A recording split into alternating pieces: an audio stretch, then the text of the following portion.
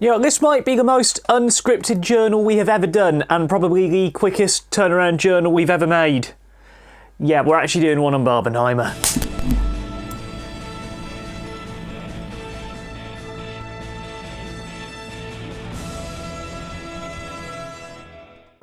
So, as I film this, I only have to say the following words. What a weekend that was for the industry.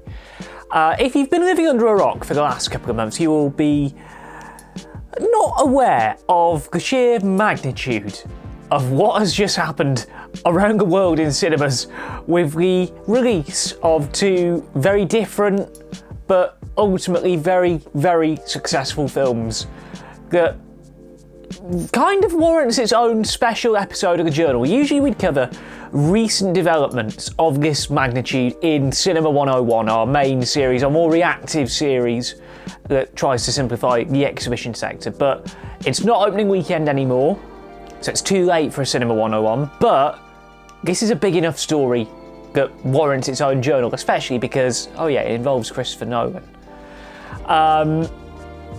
Last weekend, Oppenheimer and Barbie opened in cinemas around the world, becoming quite big box office successes in their own right. And this is before we mention the whole craziness that social media kicked off, very similar to Gentle Minions last year, but on a much, much, much bigger scale. So, for the benefit of Series 3, and we had an episode 3 between that Letterboxd one and the Emoji Movie journal, which we are very tirelessly working and editing on. The strike kind of got in the way of the edit a little bit. But we thought we'd do a quick little episode on Barbenheimer, what it means, how it's done, and a bit more of a thorough block of coverage for it that isn't just the 1 minute one take that you'll have probably already seen. To understand the background of Barbenheimer, we've got to go way back. We're going to deal with how all of this came to be. We've got to go back to deepest, darkest COVID times when a little film called Tenet came out. Now, Tenet was Nolan's last film, opening right in the middle of COVID-19. It was the first major film back in cinemas after the reopening. I remember opening day very well. Throw the picture up there. Yeah, I was diehard and I went in during the height of the COVID restrictions to get that film reviewed because content never slept back then. But what happened with Tenet is that it didn't do that well for Warner, and they decided, oh yeah, why don't we just put all of our films on HBO Max for the rest of 2021? A decision which would of course anger Christopher Nolan. As we all very well know, he is a purveyor of the big screen experience, and wherever he can, he shows his films in cinema, preferably IMAX 70mm. The best format, let's be real. And you know Nolan was angry when he went to the Hollywood Reporter and he said, some of our industry's biggest filmmakers and most important movie stars went to bed the night before the decision thinking they were working for the greatest movie studio and woke up to find out they were working for the worst streaming service. Warner's been through a lot of changes these last 3 years, haven't they? Now, ultimately, as we all know, Warner did back off from this streaming-first strategy in March 2021, but then Discovery would buy them, and not only would they screw the studio, they'd ruin one of the best sports broadcasters in the UK. Still bitter they've bought TNT. And what makes this situation particularly spicier for Warner is that their box office hasn't been that great these last couple of years. You just have to look at how well things like, I don't know, Shazam! Fury of the Gods, Don't Worry Darling, Black Adam, and, dare I mention it, The Flash have done, to see how much financial dire straits they are in, especially since the Warner Brothers Discovery merger happened. Now, at the time of this decision, Warner were planning to release a Coyote film on July the 21st, 2023, which would have opened day and date in cinemas. But some news came in from around the industry that prompted them to rethink that. That news being Syncope, Christopher Nolan's company, signing a first-look deal with Universal with end-to-end control on films, guaranteed 100-day theatrical runs, and a big emphasis on the 35, 70 and IMAX print that would become the norm, or has become the norm on every Nolan film since The Dark Knight in 2008. So what did Warner do in revenge for leaving them not being a golden goose anymore? They scheduled an as yet untitled Barbie film on July the 21st, 2023, knowing that that would be the weekend that Nolan opened his new film. Now, on top of the rivalry over the release date, there was also a bit of a rivalry as to who was going to premiere first. The Barbie press tour began really early, and then Oppenheimer's followed about 2 weeks before the film came out, on account of Nolan, in typical Chris Nolan fashion, wanted to keep everything hush-hush until the very last possible minute. But with Barbie, they knew a bit more of a bigger storm was coming. Because obviously Greta Gerwig knew a few things within SAG-AFTRA, and it's painful to talk about, knowing that the whole industry is now on strike. But I think Barbie got the advantage because they did all the press junkets nice and early. Oppenheimer, the cast literally walked out at the premiere because that's when the news of the strike came in. Feels like all we're talking about on Journal and on Wipe are strike, strike, strike. Can we at least have some positive news to talk about for the end of the year? What followed was what I would describe in Foyer as one of the most tonally awkward double bills ever devised in the cinema industry. A proper double feature that would make Quentin Tarantino wince in his boots. And to be fair to him, I think he also did this double bill. This was the first time that the industry had really seen proper counter-programming. For a number of years, well, since before COVID-19 hit, a lot of people thought there was some parallels between The Dark Knight, which opened against Mamma Mia back in 2008, and I've seen a lot of jokes on Instagram and TikTok about The Dark Mia and how that film ultimately gave rise to one of the greatest box office summers, even in very challenging financial climate for the industry. How that sort of shaped what was to come with Avatar a year later. So where we stand is two very different films opening on the same day. What could possibly go wrong? Not much at all. Well, I say not much at all, unless your name's Tom Cruise. You know, I like seeing opening weekend, probably Friday, see Oppenheimer first and then Barbie second, you know. One of the big battles that Barbenheimer brought was the battle for the IMAX screens. Nolan had booked them for an exclusive 3-week run, which, as it currently stands, is going ridiculously well. Good luck trying to get tickets for the print works until August 18th, because the whole run sold out. But the big battle came for premium large format. Mission Impossible Dead Reckoning Part 1 opened 2 weeks before these very different movies. And that's where a lot of the studios went wrong. They didn't know how big this was going to get. We all thought Mission Impossible would run home and do very well over the summer period. We also said that about Indiana Jones, but let's not sugarcoat it. Indiana Jones didn't do that well, did it? But the battle for premium large format ultimately dictated how this entire summer's box office is going to go. Another thing which dictated it was the ratings. As we know, Barbie is a very rampant commercialised film, so you'd expect it to get the 12 certificate, and it did, albeit with a couple of censors in some territories, just to appease something about a map. I'm nowhere near qualified enough to talk about the 9-dash line. Other more intelligent people than me have done articles about it. But where the box office battle for me was fought and won was the fact that Oppenheimer is Nolan's first R-rated film in over 20 years. It got the 15 certificate, and yes, say what you want about how it earned the 15 over here, whether it's the language, the subject matter, a certain scene with Florence Pugh, which we don't want to spoil too much. It's not 15 minutes long, as people have been claiming it is. It's 15 minutes in. Yeah, do your fact-checking, folks. But where this box office battle was kind of won and lost was the fact that one is a very heartfelt film that showcases the Barbie IP and what it meant to Greta Gerwig, albeit with a big old side dollop of patriarchy and feminism on top of that. The other is a big character piece, a biopic that doesn't sugarcoat events, has a bit of artistic license with the way it depicts Oppenheimer and the way it tells the story with the subjective stuff in colour and the objective stuff in black and white. It's a film that really gets you thinking, and it might be 3 hours long, Oppenheimer, but where it excelled were the performances. And you've heard me talk about it in the 60-second review, and the full thoughts are on TheJackSmit.com. It's been an interesting box office summer so far, and it's only going to get bigger. Now, on to the box office. Going into opening weekend, I'm going to quote verbatim here from all of the figures. Barbie was projected to do $90 to $120 million on its opening weekend, and Oppenheimer was expected to do $45-50 million, which, even if it had done those numbers, that would have been a big win for the industry.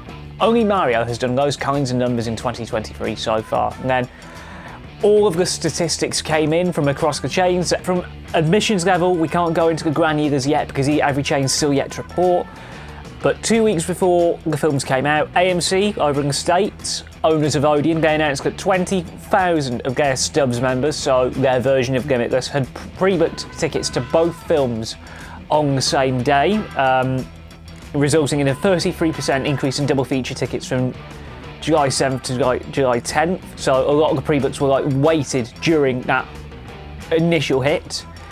And then not long after they announced 40,000 customers had pre-booked tickets.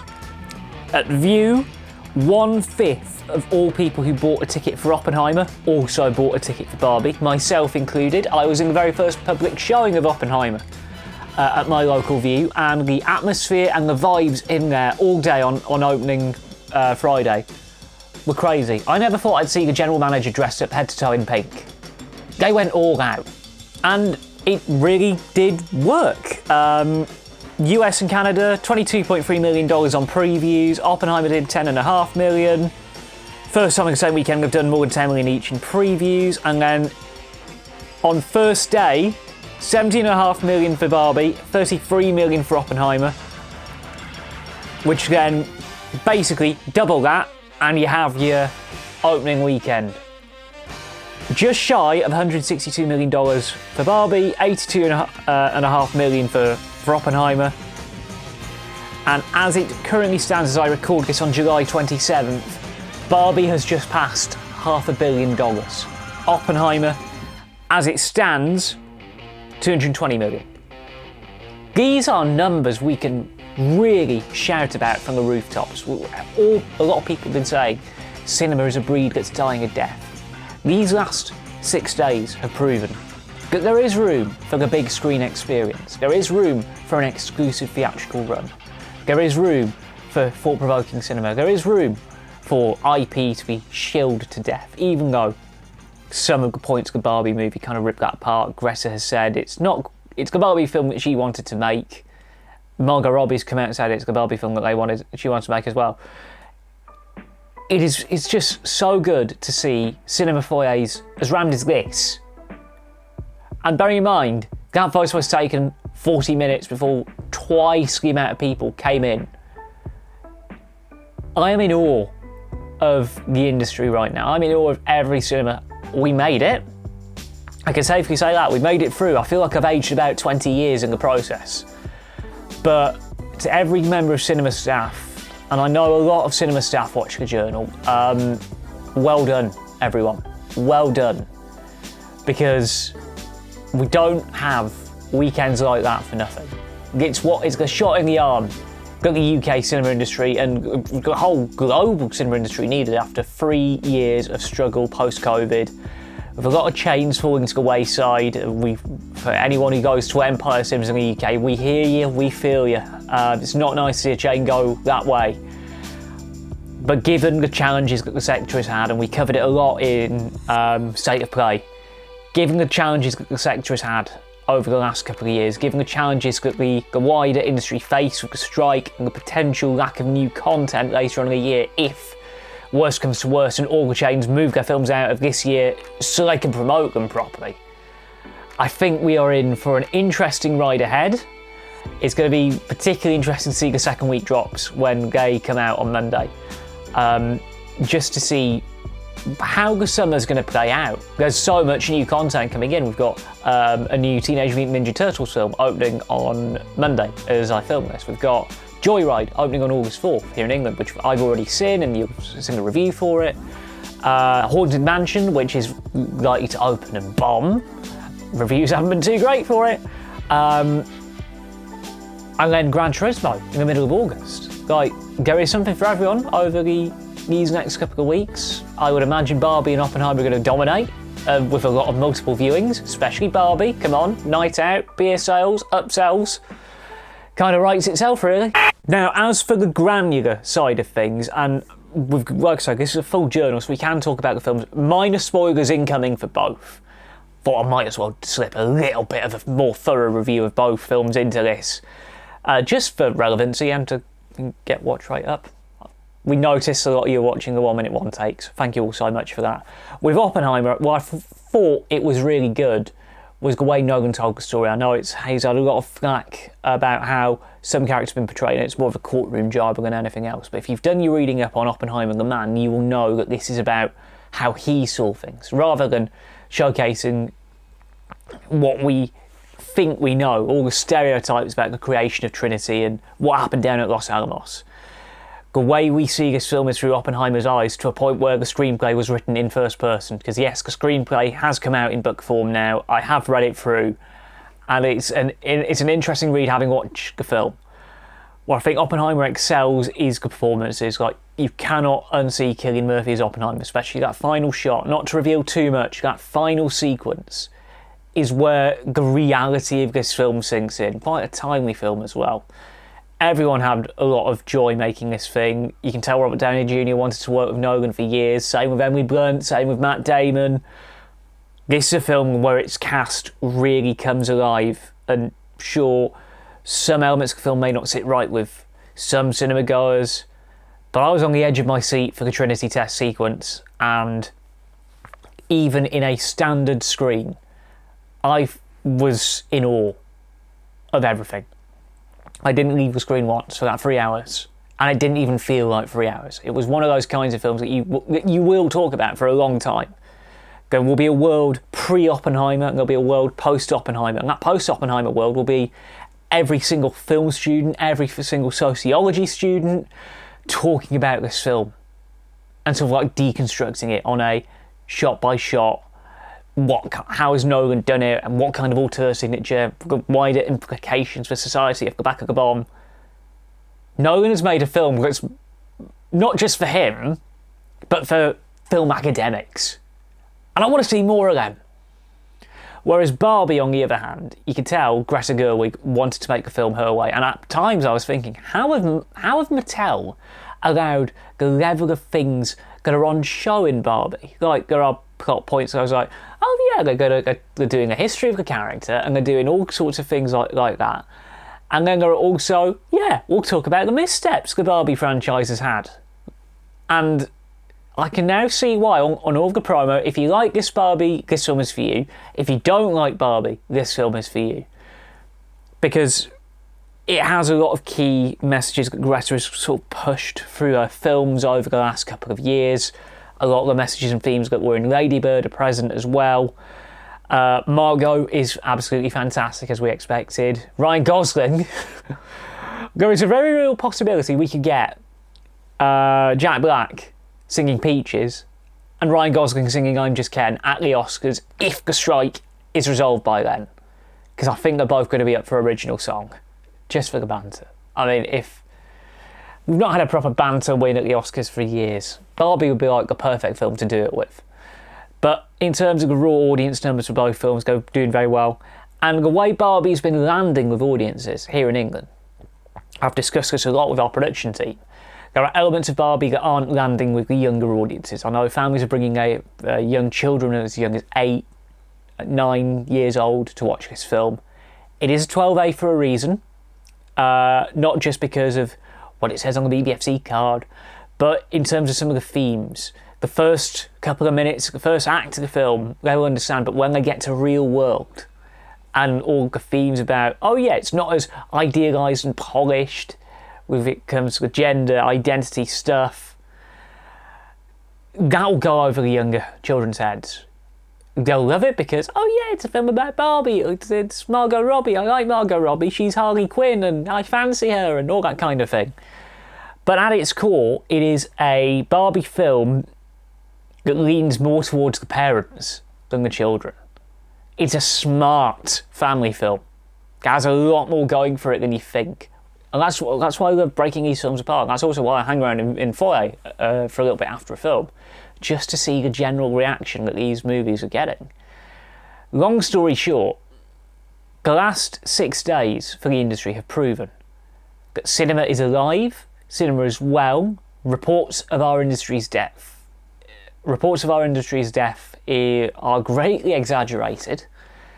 And to put the cherry on top, we've had our biggest weekend since Avengers Endgame came out 4.5 years ago, which is particularly poetic, seeing how Secret Invasion has done on Disney+. It's proven that there is a viable future for cinema, even with the challenges ahead and some streaming providers doubling down on exclusive theatrical windows. I mean, you just got to look at the fact that both Scorsese and Ridley Scott's new films, which are Apple funded, are getting exclusive runs before they go on streaming services. We can really see how, with these films, cinema is safe for now. We just have to hope and we just have to pray that this SAG-AFTRA strike and the situation going on in the States resolves itself. Obviously, productions here in England are going on pretty much unharmed because Equity aren't striking yet. But we're going to be in an interesting situation with Hollywood films for a while. So, who knows, maybe we might be cracking out Born Independent as a slogan again. This last month has proven to me, it's proven to everyone who I know who works for the industry, that there's life in the old girl yet. And how good is it to see sold out screens across the board again? So that's my 2 cents on the phenomenon that is Barbenheimer. Like I said, I wanted to do a more thorough piece on Barbenheimer, and because of the timings, we couldn't do it as a Cinema 101 because it's been a manic week behind the scenes, especially with, you can't see where I go, that lot, preparing for the new season. But we're in the midst of box office summer now. It will be great to see these films continue to do well over the coming weeks and months. If you've already seen Barbie or Oppenheimer, let us know what you thought in the comments. Because these are films that are going to have some serious legs on them. So we want to get some discussion going. And if you haven't already, head over to TheJackSmit.com to read my full thoughts on both films in the usual first takes manner. Because we do 60-second reviews on this YouTube channel now. And ideally we try and film them on site, but it's a long story. But if you want to read my full thoughts on Barbie and Oppenheimer, you can head over to the blog and read them. The journal will be back very, very soon, hopefully. Because we are editing our big season 3 finale, tackling one of the worst films I have ever had the privilege of seeing. We might throw a little teaser up in the credits, just to give you a flavour of what's coming. But until the next journal, you can catch me doing 1 minute one takes here on YouTube, over on TikTok @Smit on Film. We've got pretty much the same social media on everything now, so Smit on Film on Facebook, Instagram, Threads, that's a thing. You can find me on Twitter @TheJackSmit, and the blog has got its own account on Smit on Film as well. Until the next 1 minute one take or the next Cinema 101, whichever content goes out next, that was the journal, and we'll see you at the movies.